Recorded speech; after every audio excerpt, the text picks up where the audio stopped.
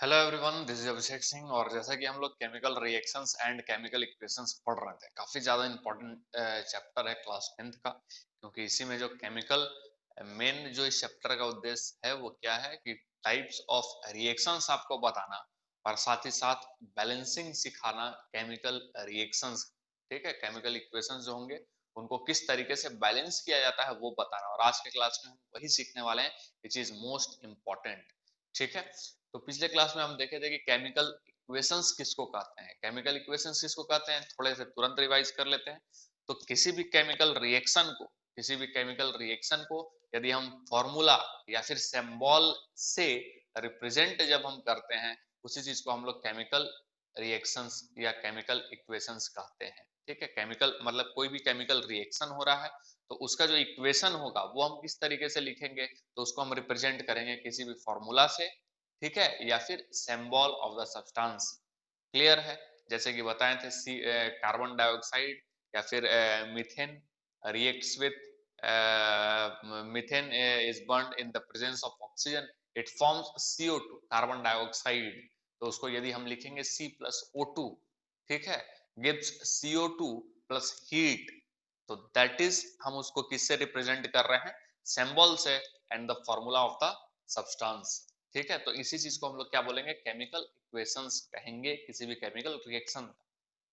खैर, अब आगे जो हम लोग देखने वाले हैं वो देखने वाले हैं balanced and unbalanced chemical equations. ठीक है, balanced and unbalanced chemical equation कहने का मतलब है कि कोई भी केमिकल रिएक्शन को हम कब बैलेंस्ड केमिकल इक्वेशंस कहेंगे और कब अनबैलेंस्ड केमिकल इक्वेशंस कहेंगे। ठीक है, बात समझ में आ रहा है? तो क्या हम लोग देखने वाले हैं अभी, balanced and unbalanced chemical equations. आज यहीं से शुरुआत करने वाले हैं। ठीक है, balanced and unbalanced chemical equation, balanced and unbalanced chemical equations. बात को समझना है। हम क्या बोले थे कि कोई भी जो केमिकल इक्वेशंस होता है, जैसे कि A प्लस बी, ठीक है, क्या बन रहा है, C बन रहा है। A प्लस बी क्या बन रहा है, या C प्लस डी बन जा रहा है, C प्लस डी बन जा रहा है। ठीक है, इसमें ये आपका क्या हो जाता है, रिएक्टेंट हो जाता है। इसको क्या बोलते हैं, रिएक्टेंट। रिएक्टेंट, और ये आपका क्या हो जाता है, प्रोडक्ट। प्रोडक्ट, बात समझ में आया? ये आ जा रहा है आपका रिएक्टेंट और ये आ जा रहा है आपका प्रोडक्ट। तो सिंपल आपको ध्यान में रखना है कि बैलेंस्ड केमिकल इक्वेशंस कब कहलाएगा, जब जब जो नंबर ऑफ जो एटम्स होंगे, नंबर ऑफ जो एटम्स रहेंगे जो पार्टिसिपेट किए हुए रहेंगे केमिकल रिएक्शन में, उनका नंबर जो है वो इक्वल रहेगा रिएक्टेंट में जितना है उतना ही प्रोडक्ट में। यानी कि मान लेते हैं ए यहाँ पर 6 एटम है, ए यहाँ पे 6 एटम है और बी यहाँ पे 2 एटम। सपोज दैट मान लेते हैं ये कुछ ऐसा है, पार्टिसिपेशन इनका कुछ ऐसा है कि 6A, ठीक है, प्लस B2, कुछ ऐसा है, इस तरीके से लिखा हुआ है। ठीक है, 6A प्लस B2, तो ये B कितना हो गया 2 और A कितना हो गया 6, और जो प्रोडक्ट बन रहा है वो बन रहा है आपका, सपोज दैट ये ये चेंज हो गया फॉर्म अपना। ठीक है, यानी कि प्रोडक्ट कुछ बन रहा है जो कि क्या बन रहा है 6, या हम ऐसा कर देते हैं, ये बन रहा है AB।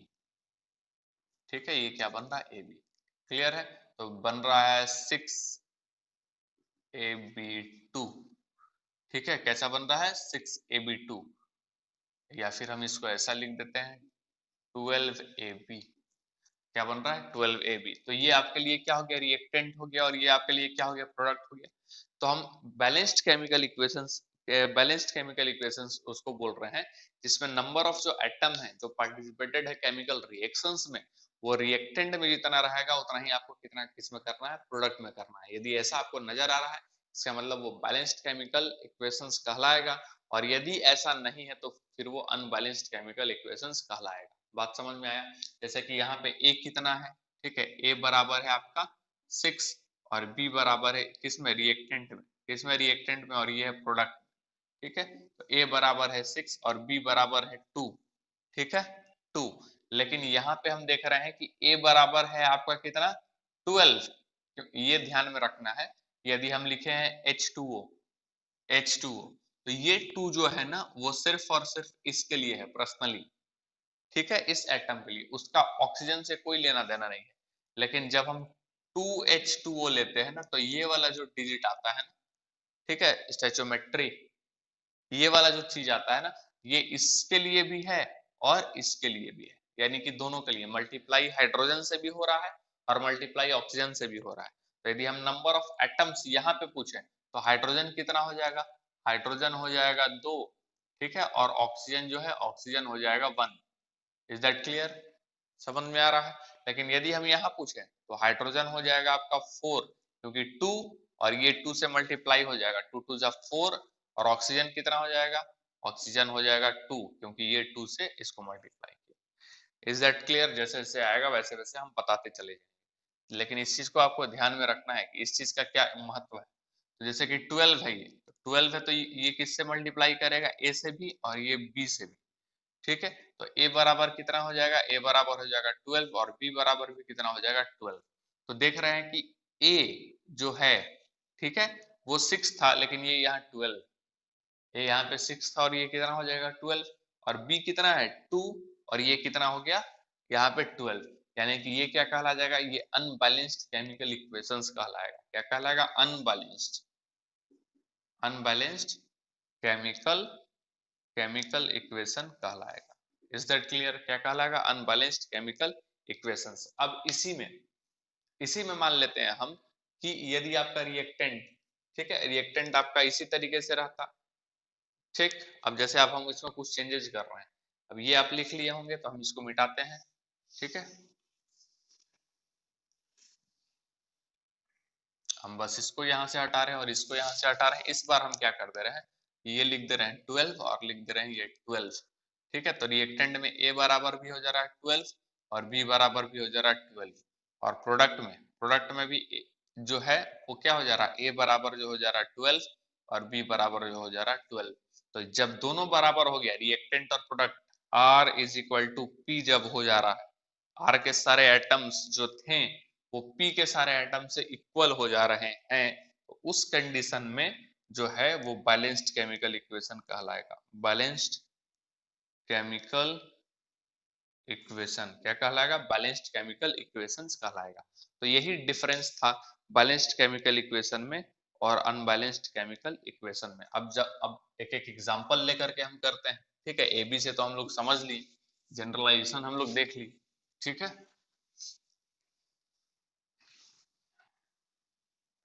अब जैसे कि ये यहाँ आपका एग्जांपल दिया हुआ है Zn, Zn plus H2SO4, Zn plus H2SO4, और हो क्या रहा है Zn, ठीक है, SO4 और plus H2, ZnSO4 plus H2, ठीक है। अब यहाँ ये क्या है, आपका रिएक्टेंट है, रिएक्टेंट है, और ये क्या है आपका प्रोडक्ट है, ये क्या है आपका प्रोडक्ट है, ये क्या था रिएक्टेंट था और ये क्या था प्रोडक्ट था। तो यहाँ पे हम देखेंगे कौन कौन सा पार्टिसिपेशन किया, Zn का पार्टिसिपेशन है, जिंक का, हाइड्रोजन का है, और सल्फर का है, और ऑक्सीजन का। ये आपको एटम खोज करके लिखना है कौन कौन पार्टिसिपेशन।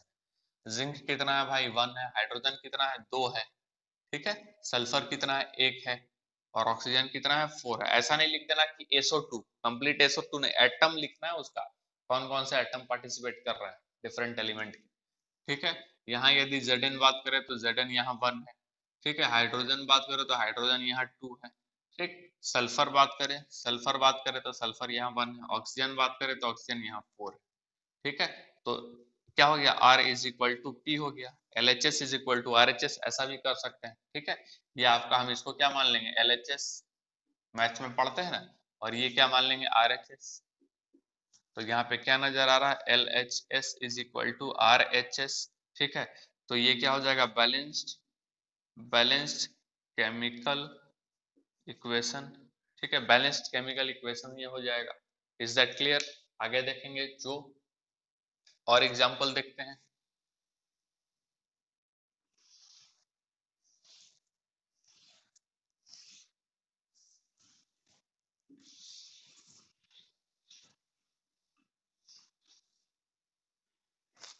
ठीक है, दूसरा एग्जांपल आपके लिए देखते हैं, जैसे कि H2O, ठीक है, वाटर का रिएक्शन। तो क्या होता है H2 प्लस O2 और क्या बनता है वाटर, क्या बनता है वाटर, यही बनता है ना। तो हाइड्रोजन चूंकि अपने किस स्टेट में रहता है, डायटोमिक फॉर्म में रहता है। हाइड्रोजन को कभी हम लोग H नहीं लिखते हैं, क्यों? क्योंकि वो नेचर में ही डायटोमिक फॉर्म में पाया जाता है, ठीक है। वो नेचर में ही किस में पाया जाता है, डायटोमिक फॉर्म में पाया जाता है, 2 एटम के फॉर्म में पाया जाता है। और ऑक्सीजन भी डायटोमिक फॉर्म में पाया जाता है। तो जब भी हाइड्रोजन का ऑक्सीजन के साथ रिएक्शन करवाएंगे तो H2 प्लस O2 होता है, ठीक है। H2 का रिएक्शन O2 के साथ क्या बनता है, वाटर, दैट इज पानी। अब यदि हम क्या करेंगे, इसको हम क्या मान, ये तो अपना क्या है, रिएक्टेंट है, ठीक है, और ये अपना क्या है, प्रोडक्ट है, ठीक। तो ये रिएक्टेंट और ये अपना क्या है, प्रोडक्ट। तो रिएक्टेंट में कितना क्या है, हाइड्रोजन कितना है, 2, ऑक्सीजन कितना है, 2। लेकिन प्रोडक्ट में हाइड्रोजन कितना है, 2, और ऑक्सीजन कितना है, केवल और केवल एक ही नजर आ रहा है ना। तो ये जो हो गया, ये अनबैलेंस्ड केमिकल इक्वेशंस हुआ, ठीक है। यानी कि यहाँ पे LHS is not is equal to क्या हो रहा, RHS, ठीक है। तो ये क्या हो जाएगा, unbalanced chemical equation. Unbalanced chemical equations ये होते हैं, है, ठीक है। बात समझ में आ रहा है। तो आपको ये चीज तो क्लियर हो गया कि बैलेंस्ड केमिकल इक्वेशंस किसको कहेंगे और अनबैलेंस्ड केमिकल इक्वेशंस किसको कहेंगे। बात समझ में आया, ये चीज तो क्लियर है। अब हम लोग देखेंगे बैलेंसिंग केमिकल इक्वेशंस, ठीक है। क्या देखने वाले हैं, बैलेंसिंग केमिकल इक्वेशंस। बात समझ में आ रहा है, वो काफी ज्यादा इंपॉर्टेंट है बैलेंसिंग केमिकल इक्वेशंस। तो देखिए आगे,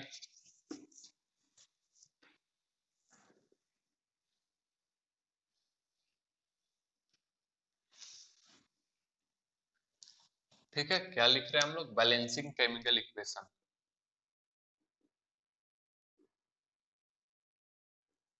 chemical equations, balancing chemical equations. इसमें बैलेंस करना है, ठीक है। बैलेंसिंग करने के लिए क्या करना होगा, आपको पहले ही बोले हैं कि जो नंबर ऑफ एटम्स रहेंगे उनको बस क्या करना है, इक्वल करना है, ठीक है। जो नंबर ऑफ एटम्स रहेंगे उनको क्या करना है, आपको इक्वल करना है। बात समझ में आया।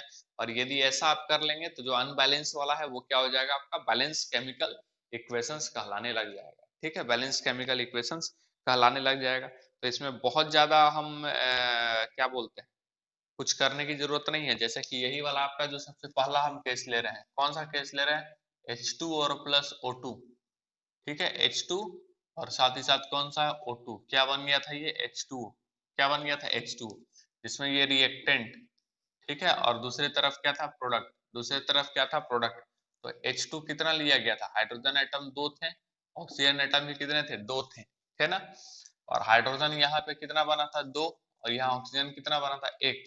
अब बैलेंस करना है, इसको बढ़ा देते हैं, ठीक है, इसको बढ़ा देते हैं। तो इसको 1 को काट करके हम क्या लिख देते हैं, 2, तो बैलेंस हो गया।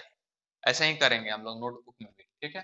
तो अब इसको 2 करने के लिए क्या करेंगे, यहाँ पे 2 नहीं देंगे, यहाँ पे 2 देंगे तो वो फॉर्मूला ही अलग बन जाएगा, हाइड्रोजन पेरोक्साइड बन जाएगा। वाटर क्या होता है, H2O, वाटर क्या होता है, H2O। तो ध्यान में रखना है, H2O में कोई प्रॉब्लम नहीं होना चाहिए। हम जब भी नंबर आपको मल्टीपल करेंगे, मल्टीपल होगा, ठीक है, इंटीजर मल्टीपल होगा, तो वो यहाँ नहीं होगा। ध्यान में रखना, वो यहाँ नहीं होगा, वो हमेशा यहाँ पे होगा। स्टैचोमेट्रिक कोफिशिएंट इस प्लेस को कहते हैं किसी भी मॉलिक्यूल का। तो यदि यहाँ कुछ नहीं है इसका मतलब 1 है, कुछ नहीं इसका मतलब क्या है, 1 है, ठीक है। अब यहाँ पे हम 2 कर देंगे, 2 कर देंगे तो 2 करने से क्या क्या हो रहा है, 2 करने से हो रहा है हाइड्रोजन 2 जब 4 हो जा रहा है तो ये हाइड्रोजन अपने आप ऑटोमेटिकली 4 हो जा रहा है, ठीक है। अब जैसे ही इसको बढ़ाएं, 2 किए, तो यहाँ पे क्या हम बोले थे कि ये जहां हम जिसको रखेंगे वो इससे भी मल्टीप्लाई होगा, ठीक है, और इससे भी मल्टीप्लाई होगा। तो अपने को 2 करना था बैलेंस करने के लिए, ठीक है। तो हम यहाँ पे 2 किए, तो 2 इसका मतलब कि हम यहाँ पे 2 कर रहे हैं। ये 2 यहाँ पे तो किए तो ऑक्सीजन तो हो गया 2, लेकिन हाइड्रोजन 4 हो गया। तो अब हाइड्रोजन को किधर बैलेंस करना पड़ेगा, इधर बैलेंस करना पड़ेगा। सॉरी, ये हम इधर गलत लिख दिए, ये ये 4 हो गया, ठीक है। अब हाइड्रोजन को इस साइड बैलेंस करना होगा, रिएक्टेंट के साइड। तो रिएक्टेंट के साइड अपने को क्या करना होगा, 4। यानी कि 4 करने के लिए क्या करना होगा, 4 करने के लिए क्या करना होगा, यहाँ 2 से मल्टीप्लाई करना होगा। तो 2 2 जा 4। अब यदि आप देखेंगे तो number of atoms LHS is equal to क्या हो जाएगा, LHS इज इक्वल टू क्या हो गया, RHS, ठीक है। LHS इज इक्वल टू क्या हो जा रहा है, RHS। देखें यहाँ भी 4 है, यहाँ भी 4 है, यहाँ ऑक्सीजन 2 और यहाँ भी ऑक्सीजन 2। तो इसको कहते हैं बैलेंसिंग केमिकल इक्वेशंस। इसको क्या कहेंगे? Balancing chemical equations. Chemical equations को क्या किया गया? बैलेंस किया गया। ठीक है, अब इसमें क्या है ना कि इसको थोड़ा सा मोर इंफॉर्मेटिव बनाने के लिए, थोड़ा सा और ज्यादा इंफॉर्मेटिव बनाने के लिए, यानी कि केमिकल इक्वेशन से हम देख करके कई सारे चीजें बता सकते हैं। जैसे कि ये बता सकते हैं उसका फिजिकल स्टेट क्या है। ठीक है, क्या क्या चीज हम लोग प्रिडिक्ट कर सकते हैं। ठीक है, प्रिडिक्ट कर सकते हैं। पहला चीज फिजिकल स्टेट। फिजिकल स्टेट ये हम बता सकते हैं कोई भी केमिकल, यदि केमिकल इक्वेशंस कंप्लीट लिखा हुआ है एकदम, कह सकते हैं कि मेरे कहने का मतलब ये था अभी कि कोई भी केमिकल इक्वेशन जो लिख रहे हैं जैसे कि ये, तो इसमें बहुत ज्यादा कोई इंफॉर्मेशन नहीं छिपा हुआ है। ठीक है, लेकिन हम चाहें तो केमिकल इक्वेशंस जो लिखा जाता है उसको हम उस तरीके से लिख सकते हैं जिसमें से देखने के साथ ही पता चल जाए उसका फिजिकल स्टेट क्या है, यानी कि जो पार्टिसिपेट कर रहा है, जो एलिमेंट का जो एटम है वो किस स्टेट में, ठीक है, जो भी कंपाउंड्स जो हैं रिएक्ट कर रहे हैं, मॉलिक्यूल जो है वो रिएक्ट कर रहे हैं, ठीक है, उनके एटम्स, तो वो किस फेज में है, सॉलिड है, लिक्विड है, गैसियस है, एक्वस फेज में है, वो पता चल सकता है। ठीक है, केमिकल इक्वेशन है या वो हम रिप्रेजेंट कर सकते हैं उस तरीके से। दूसरा चीज जो है वो है आपका हीट चेंज।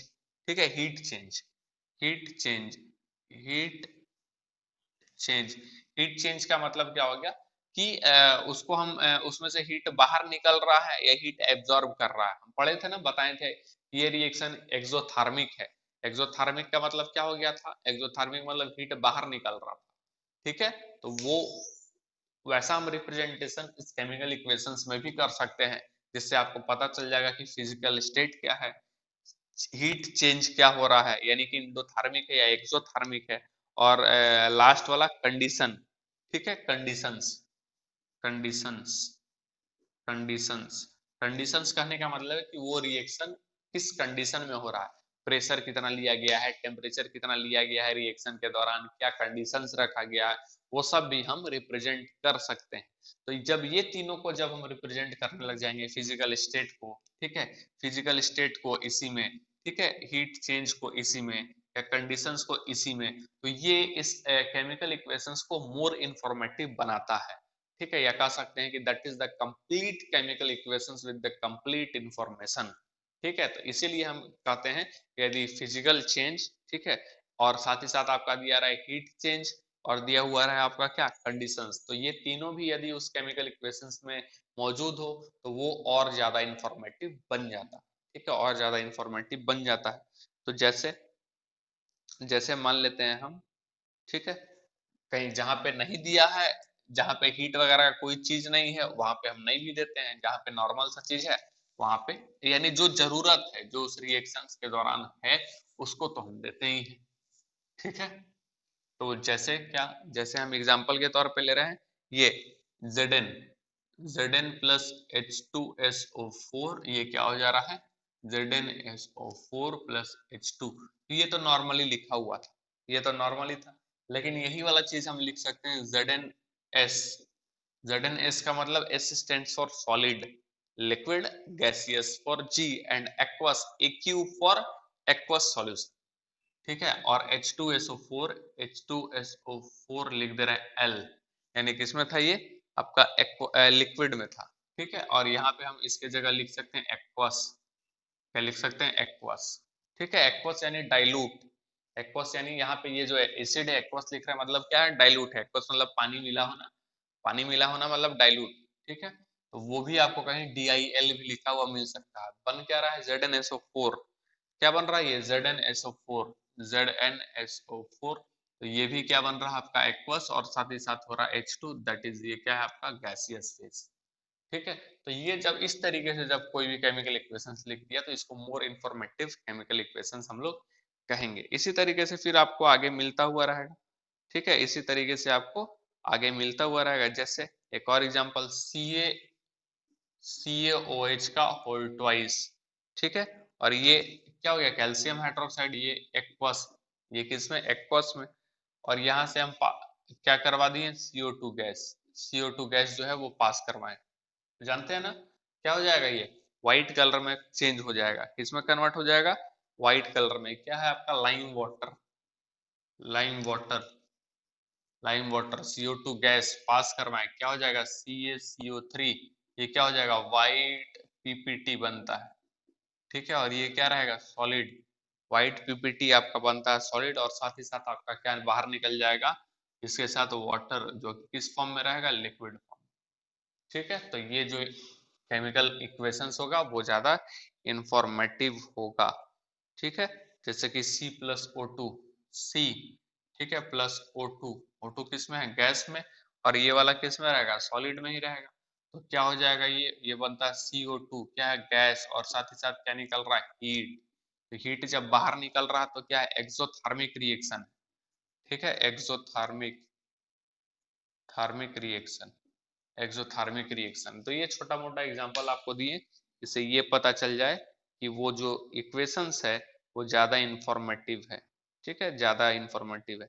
एक और आपको रिएक्शन बता देते हैं जो कि रेस्पिरेशन के दौरान होता है, ग्लूकोज ब्रेकडाउन होता है, ठीक है। ग्लूकोज हमारे बॉडी में जो है वो ब्रेकडाउन होता है ड्यूरिंग द रेस्पिरेशन, और वो क्या बनाता है हीट एनर्जी को, मतलब कि after the reaction it produce heat energy which balance our body temperature, ठीक है। हमारे बॉडी टेम्परेचर को वो क्या करता है मेंटेन करता है, ग्लूकोज, जो ग्लूकोज रहता है ना वो, ठीक है। और उस प्रोसेस को हम लोग क्या कहते हैं रेस्पिरेशन, उस प्रोसेस को क्या कहते हैं रेस्पिरेशन। रेस्पिरेशन में क्या होता है ग्लूकोज जो है वो ब्रेक डाउन होता है, काफी स्लो कंबसन होता है, ठीक है, काफी स्लो कंबसन होता है by combining with oxygen in the cell of our body, ठीक है, in the cell of our body, हमारे सेल जो है बॉडी में, उसी के अंदर ये प्रोसेस आपका जो हो रहा है, और प्रोड्यूस होता है एनर्जी, क्या प्रोड्यूस होता है एनर्जी, और इस प्रोसेस को क्या कहते हैं, क्या बोलते हैं रेस्पिरेशन, क्या बोलेंगे रेस्पिरेशन। तो इसमें होता क्या है कि C6H12O6 ये ग्लूकोज है, क्या है ग्लूकोज, ग्लूकोज है, ठीक है। और ग्लूकोज किस फॉर्म में हम लिख रहे हैं एक्वस फॉर्म में, किस फॉर्म में लिख रहे हैं एक्वस फॉर्म में, और इसका रिएक्शन किसके साथ हो रहा है 6O2 के साथ, ठीक है, ऑक्सीजन के साथ कम कंबसन हो रहा है, ठीक है, क्या हो रहा है कंबसन, ठीक है। तो कंबसन होगा तो हीट निकलता है, combustion is the process in which heat is produce, तो कंबसन हो रहा है तो ये बैलेंस्ड यानी कि जो प्रोडक्ट आ रहा है वो 6CO2, ठीक है, 6CO2 जो कि गैसियस है, और साथ ही साथ क्या बनेगा वाटर 6H2O जो कि क्या है लिक्विड, ठीक है। और साथ ही साथ आपका क्या बनेगा एनर्जी, क्या बनेगा एनर्जी, यहाँ नीचे लिख देते हैं हम प्लस एनर्जी, ठीक है, साथ ही साथ क्या बनेगा energy. That is very important ये रिएक्शन है, और इसी चीज को this process is called respiration, respiration, इसको रेस्पिरेशन भी कहा जाता है, ठीक है, रेस्पिरेशन ही है, ध्यान में रखेंगे इस। आगे यदि हम, ठीक है, थोड़ा सा बैलेंस करें केमिकल इक्वेशंस को, तो क्या बताएं बस कुछ नहीं करना है, जो बैलेंसिंग है उसको ध्यान में रखना है, ठीक है। जितना एलिमेंट एटम इधर है उतना ही एटम क्या कर देना है आपको उधर जो है बनाना है, यानी कि नंबर ऑफ एटम जो है वो इक्वल करने हैं और कुछ नहीं करने हैं, नंबर ऑफ एटम्स जो है वो क्या करने हैं इक्वल करने हैं और कुछ नहीं करना है। समझ में आया, चलिए देखते हैं उस चीज को भी।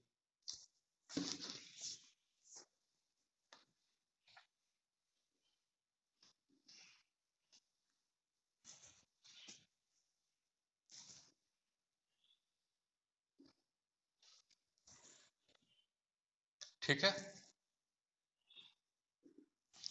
जैसे जैसे एग्जांपल ले रहे हैं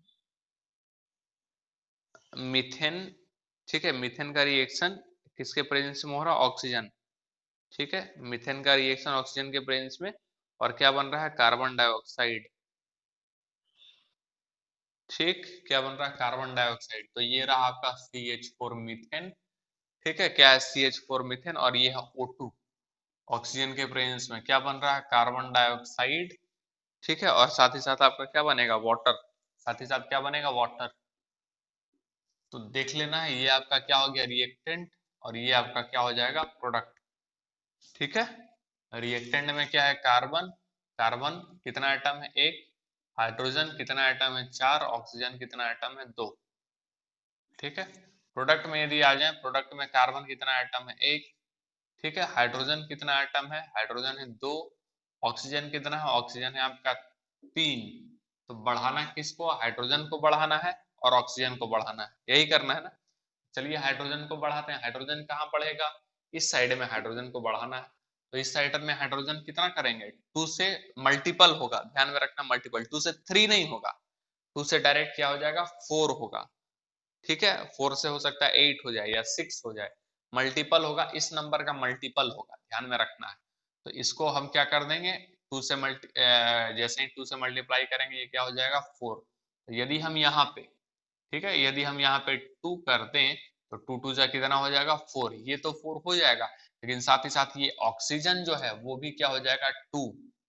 ठीक है, 2 यहाँ पे और 2 यहाँ पे, टोटल क्या हो जाएगा ऑटोमेटिकली ये 4 हो जाएगा। Is that clear. आपको ध्यान में रखना है कि जिसको हम बढ़ा रहे हैं उसको तो ध्यान में रखना है, साथ ही साथ उसके कारण और कौन कौन बढ़ रहा है या और कौन कौन घट रहा है उसको हम ध्यान में यहाँ रखेंगे। तो जैसे ही हम ऑक्सीजन को क्या किए, हाइड्रोजन को बढ़ाएं, ऑक्सीजन ऑटोमेटिकली यहाँ पे बढ़ता हुआ नजर आ गया। तो अब इसको बैलेंस करने के लिए इसको बढ़ाएंगे, इधर के ऑक्सीजन को। तो इधर का ऑक्सीजन 2 था, इसको क्या करेंगे 4, यानी इसको मल्टीप्लाई कर देंगे 2 से। ठीक है, तो ये हम लोग चेंजेस लाए हैं। ठीक है, एंड दैट इज द, अब ये जो है वो कंप्लीट बैलेंस्ड केमिकल इक्वेशंस कहलाएगा। ठीक है, balanced chemical equations it means कि LHS is equal to RHS कहलाएगा। बात समझ में आया क्या चल रहा है ये। अगला क्वेश्चन देखें। ठीक है,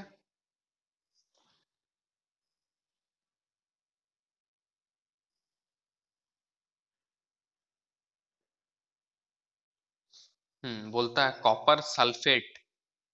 ठीक है, कॉपर सल्फेट का रिएक्शन सोडियम हाइड्रोक्साइड के साथ बन रहा है, और वो बना रहा है कॉपर हाइड्रोक्साइड, और साथ ही साथ बन रहा है sodium sulphate.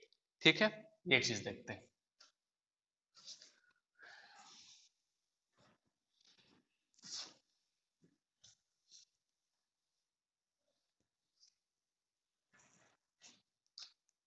Copper sulphate CuSO4 plus sodium hydroxide, sodium hydroxide, और बन क्या रहा है CuOH का होल 2, और प्लस साथ ही साथ क्या बन रहा है Na2SO4, Na2SO4 ये बन रहा है।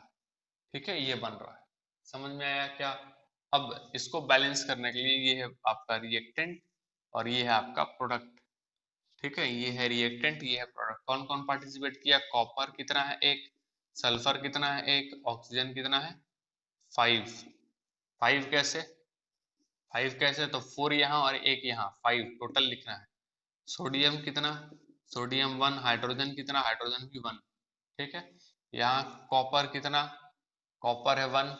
ठीक है, सल्फर कितना, सल्फर है 1, वहां से ऑक्सीजन कितना, ऑक्सीजन है 4, और 2 यहाँ से, ये 2 जो है O के लिए भी H के लिए भी है, OH का होल ट्वाइस है। ठीक है, तो 4 और 2 कितना हो जाएगा 4 2 6। ठीक है, सोडियम कितना है, सोडियम है 2। ठीक है, और हाइड्रोजन कितना, हाइड्रोजन है, हाइड्रोजन भी 2। तो कम किधर हो रहा है, कम हो रहा है इधर, इधर ऑक्सीजन को बढ़ाना है 5 से 6 करना है। ठीक है, तो हम उस ऑक्सीजन को बढ़ाएंगे, ऑक्सीजन यहाँ भी और यहाँ भी, ऑक्सीजन यहाँ भी और यहाँ भी, जिससे मेरा सोडियम भी बैलेंस हो जाए, जिससे मेरा सोडियम भी बैलेंस हो जाए, और हाइड्रोजन भी कोशिश करेंगे। तो हम किस ऑक्सीजन को बढ़ा रहे हैं, यहाँ पे हम करते रहे हैं। यदि हम यहाँ कर दें 6 तो ये क्या हो जाएगा, यदि हम 2 कर दें तो 4 तो यहाँ था और यहाँ क्या हो जाएगा 2, तो 4 2 6, और सोडियम भी कितना हो जाएगा 2 अपने आप, और हाइड्रोजन भी कितना हो जाएगा 2 अपने आप, खुद ब खुद। तो खुद ब खुद एक को हम चेंज किए तो सारा चेंज हो करके क्या हो गया, कंप्लीट बैलेंस्ड केमिकल इक्वेशंस। यानी कि आप यदि गलत जगह पे यदि आप बैलेंस करेंगे ना तो हो सकता है वो आपको परेशान कर दे। हम यदि वही ऑक्सीजन बढ़ाना है यहाँ चालू कर देते, ठीक है, तो मेरा कॉपर भी बढ़ जाता इस साइड, और कॉपर बढ़ता तो हम फिर कॉपर को बढ़ाते तो इस साइड और बढ़ जाता, यानी फिर गड़बड़ हो जाता, बैलेंस करने में आप पागल हो जाते। तो कोशिश हम वैसे करेंगे बैलेंसिंग जिससे कि दूसरा वाला भी मेरा सुधर जाए, दूसरा भी मेरा बैलेंस्ड हो जाए। और यदि नहीं हो रहा है तो फिर अलग बात, तो फिर हम उस तरीके से करेंगे। लेकिन पहला मेरा प्रयास क्या रहेगा कि उस कंपाउंड में हम चेंज लाएं, उस कंपोनेंट में हम चेंज लाए सब्सटेंस में, जिससे दूसरा वाला भी मेरा क्या हो जाए, बैलेंस्ड हो जाए केमिकल इक्वेशंस। ठीक है, तो आज जो है बस इतना ही हम लोग करेंगे। अगले क्लास में फिर केमिकल बैलेंसिंग केमिकल इक्वेशंस को और देखेंगे और ये इसको कवर करते हुए खत्म करेंगे। ठीक है, तो अगले क्लास में फिर से मिलते हैं। Thank you so much.